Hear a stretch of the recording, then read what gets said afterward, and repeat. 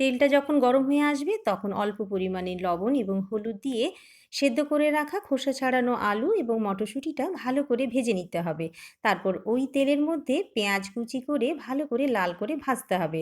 তারপর একটা পেস্ট তৈরি করব, যাতে টমেটো, কাজু, কিশমিশ, আদা এবং কয়েক কোয়া রসুন দিয়েছি, পেস্ট করে নেব। ওই পেস্টটা দিয়ে দেব, দিয়ে খানিকক্ষণ কষাতে হবে। এতে পরিমাণ মতো নুন এবং হলুদ দিয়ে এইভাবে নাড়াচাড়ানো করে নিতে হবে যতক্ষণ না পর্যন্ত মশলা থেকে তেল বেরিয়ে আসে। মশলা থেকে যখন তেল ছেড়ে আসবে তখন এতে ভেজে রাখা আলু এবং মটরশুঁটিটা দিয়ে দেব।